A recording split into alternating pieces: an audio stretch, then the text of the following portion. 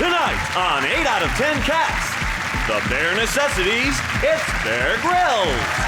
Newcastle Clown, it's Ramsey. And their team captain, Sean Locke.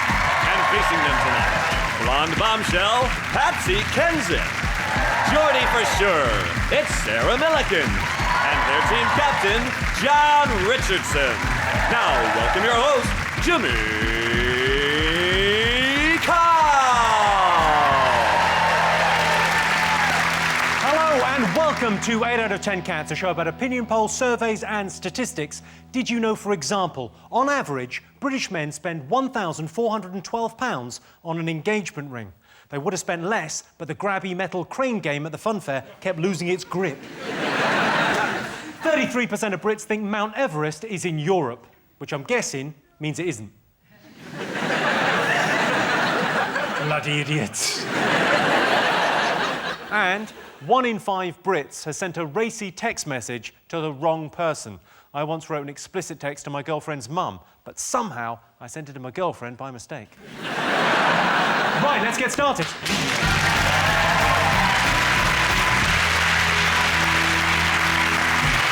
What are you talking about? That's the name of our first round. It's our panellists' job to guess the British public's top 3 most popular talking points. John, Sarah, Patsy, what have the nation been talking about this week? Oh, it's the end of the world. It's the end of the news of the world. They're closing the news of the world just in case the allegations are true. Which is a bit of a clue that they might be. It's a bit like saying, I can't be sure my flatmate was lying when he said he didn't drink the last of the milk, but I have had him killed anyway. But it's good news, isn't it? End of the news of the world. It's always a bit dodgy when you walk in a newsagent and all of the newspapers have got the same story apart from one that's headline just says, look over there. The thing is, it's got to a point now where paedophiles watching this scandal unfold can take the moral high ground.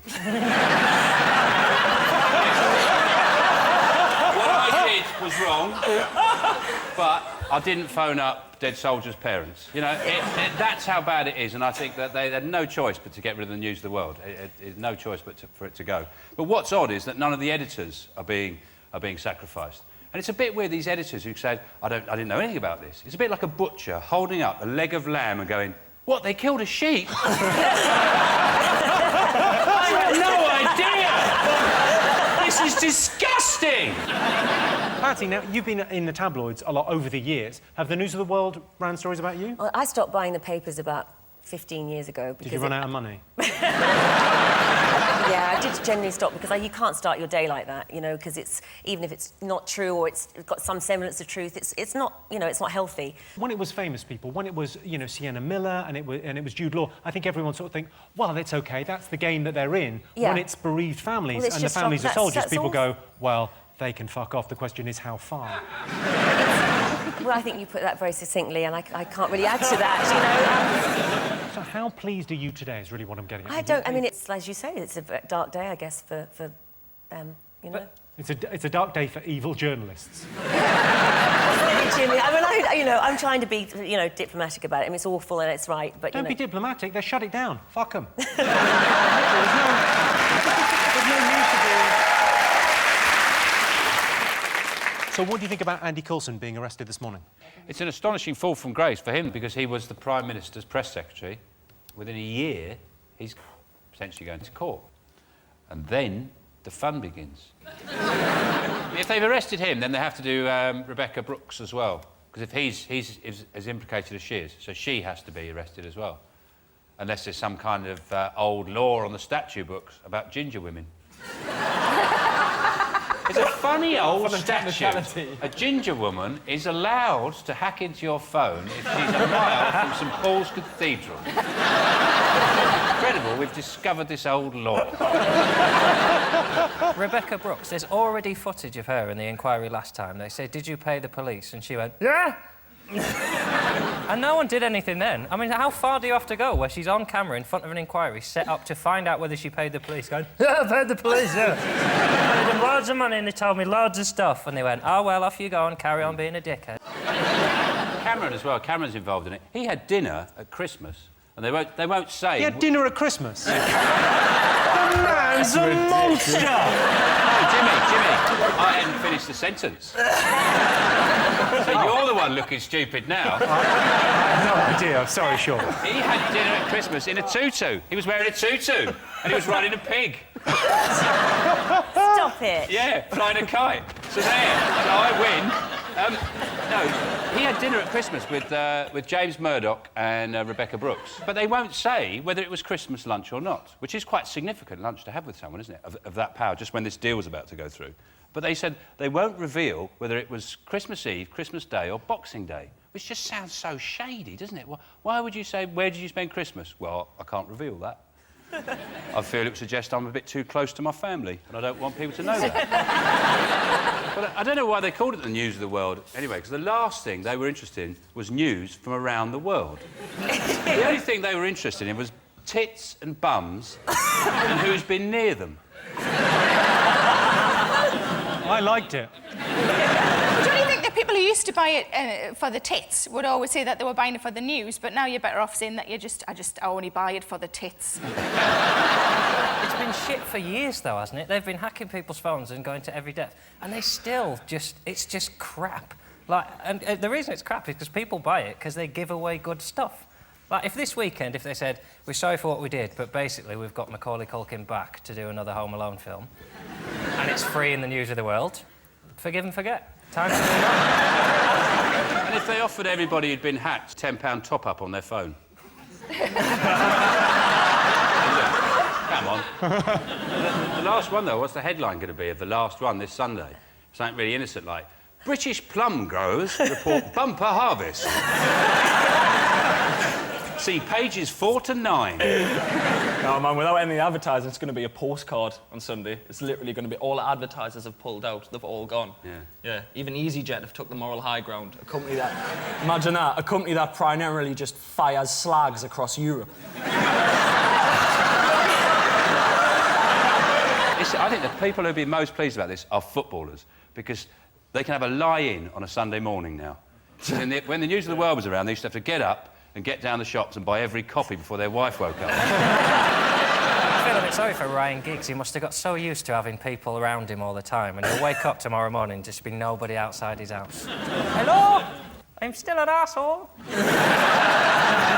Let's have a look and see whether the news of the world is one of the most talked about things this week. Of course. The news of the world have a massive scoop this Sunday, and they're going to use it to fill their paper with shit. Seanstein, what else have the nation been talking about this week? Kate and... Well, I don't know why they are, but apparently Kate and Wills have been in the news because they went to Canada. Yeah. What do you mean, woo? The thing is that this country gets kind of semi-enthusiastic about it, but America go... I mean, it's crazy, crazy news over there. It's like the front of every magazine and... Huh? America and Canada are different. You sound exactly the same, Pet.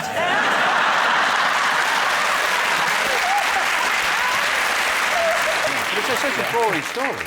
You've got the two most boring people in the world go to the most boring country. I'm sorry, but Canada is boring. Even their transvestites are women. That's how boring it is.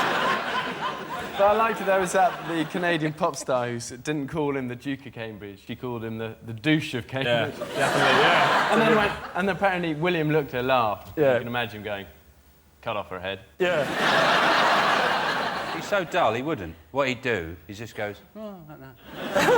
When you see Kate and Wills, you watch now, I was thinking, kick a moose or something, kick a moose.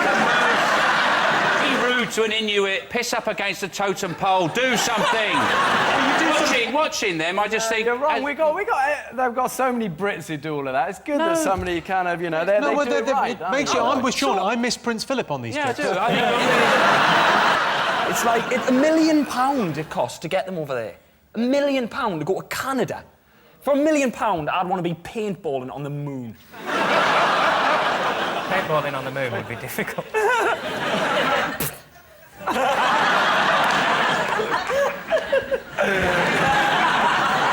You spoil everything.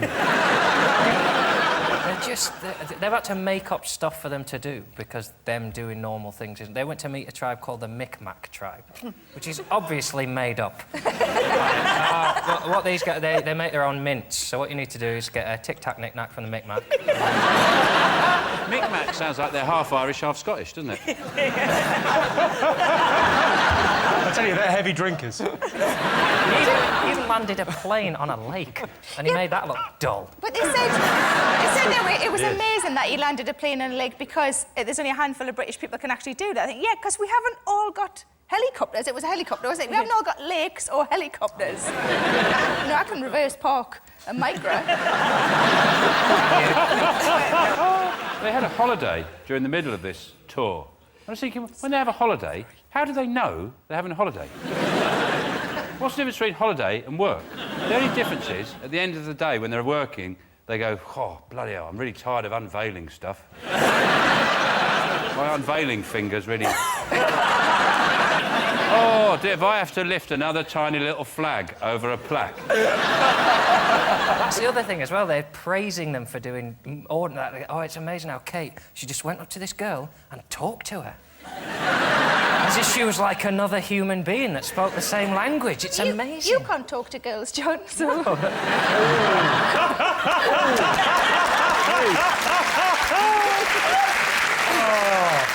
That's why we put 2 girls on your team. We thought we'd give you a chance. We've paid women to talk to you. I've done that. OK, let's have a look and see if it's up there. Yes, this week, Kate and William have toured Canada. Prince William is a dashing helicopter pilot, a mega-rich heir to the throne with a beautiful wife who commands the affection of an entire nation. If you're watching, William, I have to admit, you're better than me in almost every conceivable way. Well done, Baldy. He is receding literally by the hour, isn't it? You can just see it as you're going... He's unveiling his head.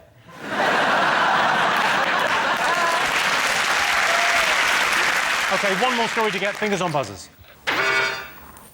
Harry Potter. Ooh, are you excited about it? Well, my youngest son is. I mean, I'm excited for him, but...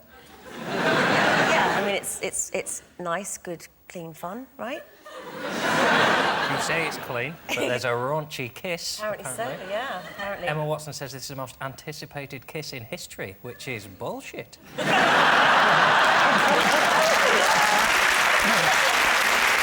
it's such a huge obsession for people. I mean, I took my youngest son, we went to Universal Studios, and you can kind of get your head around it when it's like an 11-year-old wanting to wear the, Hogwarts cape and the tie and buying the wand and getting on the ride with all the gear. I mean, it's a bit weird, but, you've got grown-up people. I mean, there's a certain type of person that goes to theme parks as a grown-up on their own, I think. It's Pedo. But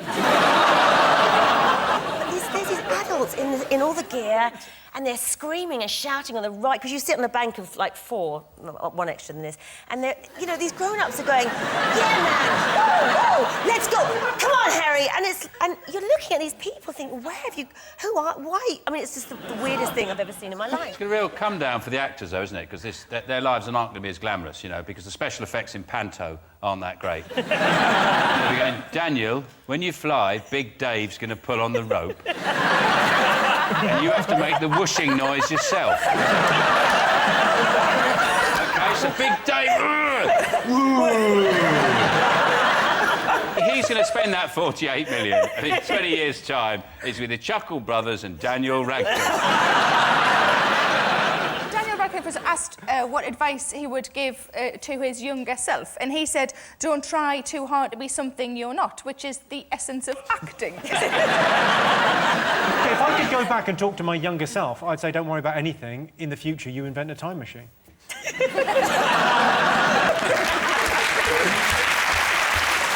It is bad news for British industry, because one of the things you have to credit J.K. Rowling with, she insisted the films be made in this country. So all those films, largely, British crew worked on them, British production houses. Well, maybe she should write another. She should string it out a bit. That would be a good thing. No, she didn't. Well, You know she didn't write it, don't you? You know that, don't you? Is it? It's a biography. She met this guy called Harry Potter. He was working in a coffee shop, and she wrote down his life story. Is it really a true? Yeah, it's true story. Even the bit at the end Even the bit at the end. The bit with the thing with the guy? Yeah, you know how he dies from the eats the peanut? It turns out all along he had a peanut allergy. Let's have a look and see what Harry Potter is one of the most talked about things this week. Yes, the premiere for the final Harry Potter film was last night. The baddie in Harry Potter is referred to as he who must not be named, presumably because he's shagging Ryan Giggs' sister-in-law. So the other round, Sean, Bear and Chris have 1 point. John, Patsy and Sarah have 2. Welcome back to 8 out of 10 Cats. Our next round is Pick of the Polls. Sean, Bear and Chris, your turn first. What do you like the look of? Well, we've got Bear Grylls on, so we'll go for the man trying to start a fire. OK, here is your question. Most people believe they could survive alone for a week in the wilderness.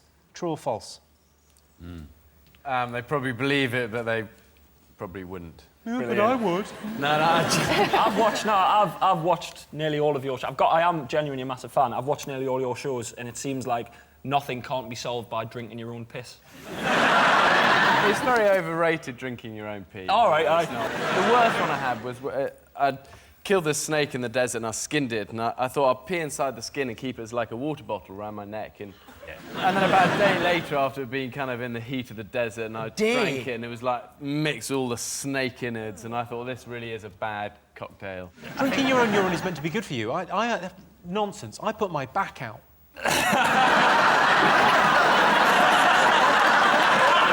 My favourite episode of your show was when you literally just got out of your helicopter. But you got over it, you walked down the hill, you found some bear poo, and you got a bit of apple out of it. And you went, oh, yeah, apple. And you washed it with your water. And you ate it immediately. I thought, you've just got off your helicopter! How are you already home? Put it in your bag! Chris, if you think that's bad, have a look at this. In hot climates, if you try to walk in the heat of the day with no water, you may last no more than 4 hours. But if it's a choice between life and death, there's a survival trick I was shown by an old ranger. One thing you can do if you're stuck out here with no water source at all is actually drink the fluid from a fresh elephant dung. Pretty disgusting, but it could save your life.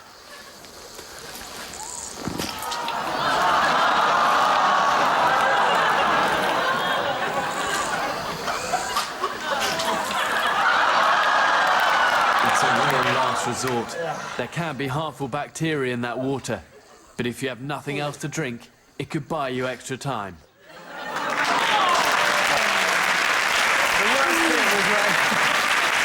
The worst bit was when that lump actually did drop off, and then that wasn't meant to happen. That was the worst bit about drinking the dung water. It was a ranger who told me this, but I always think of the ranger. I bet he's seen it now on TV and go, that idiot, you believe me? It seems like an unnecessary step. I've actually written a survival book. And it's real. The unique feature about my survival book is it's edible. There it goes. Day 1, eat page 1. Eat page 2. Page 9, don't eat this, it's poisonous. And, You never seem to make any puddings. That's what always bothers me. It's always, well, I understand that you can, eat a squirrel or whatever, or, suck something's poo, but there's nothing similar to angel delight, is there? What's the worst thing you've eaten to stay alive? The worst is probably raw goat's testicles, or actually, no, big yak eyeballs was bad. No, actually, the camel intestinal fluids from a camel intestines, that was the worst. I think the eyeball would be worse for me because it'd be looking at you. Being difficult to get down. The amazing thing is it doesn't really digest, so when it comes out the other end, if it's it's... What wouldn't you do then? Would you, like those guys that went down, the plane went down in the Andes and they had to eat each other, would you eat another human being to stay alive? What a question, I mean, it's a difficult one, isn't it? I mean, you definitely would. Yes! It's not a difficult question. I think most of us go, no, I wouldn't. I'd rather die. It's a difficult question if you're a maniac. If I was with my kids and I died, I think I'd want my kids to eat me if it kept them alive. OK, so what do you think? Most people think they could survive alone for a week in the wilderness, true or false? Yeah, I think kind of people, see it and they'd be excited to give it a go, so I think people would hope that they'd be able to survive. OK, and what do you think? I think yes. I think most people would think that they could. I think true. We think yes, true. I can tell you the answer is true. 63% of people think they could survive for a week in the wilderness. If I was lost in the wilderness, I'd stay warm by shaking with fear, and I'd get water by drinking my own endless stream of tears. Easy. Then the winner is the name of our final round. Here's your first one. Best way to mend a broken heart. Kill again. What you do is you can take your passport, go to the airport, you get on the first flight, you arrive in Leeds, you phone around and go, "Ha! I'm in Leeds! Yeah! Dream on, baby." You start again. If I can make it here, I can make it anywhere. Best way to mend a broken heart. Eat cholesterol-lowering foods. No.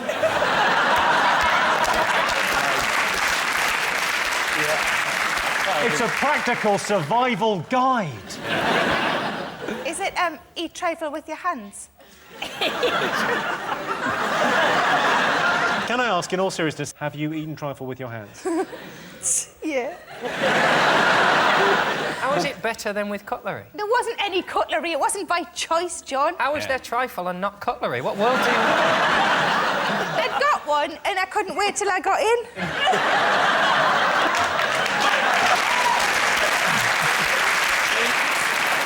Finish it. I got the most of it in. There must be a point when you've kind of had enough and you're just covered in trifle and you've got half a trifle left. You sing, "Oh, no."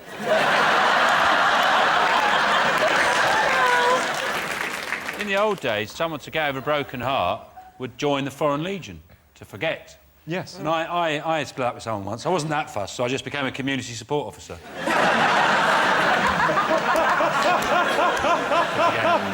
To forget, Brian. Is it have sex with a much younger man? Just guessing. I tried that, and if anything, it made it worse. I'll give you a clue. You were quite close with the going to Leeds thing. Find yourself, like, gap year, travelling, backpacking. I'll give you that. Near enough, yes. Yes, the best way to mend a broken heart is to go on holiday. I remember I was heartbroken after my relationship with Keira Knightley ended. I guess it was my fault, because I was seeing Halle Berry behind Keira's back, and the stress of keeping both those relationships from Megan Fox got too much for me. So I went away on a little holiday, which my family booked for me using 2 doctors and a magistrate. Well, that sound tells me it's the end of the round and the end of the show, which means the final scores are Sean's team have 3 points, John's team have 3 points, which means it's a draw. Everyone's a winner. Thanks to all our panellists, our wonderful studio audience, and for all of you for watching at home. If you want more, tune in to 8 out of 10 Cats Uncut on Wednesday. That's it from us. Good night.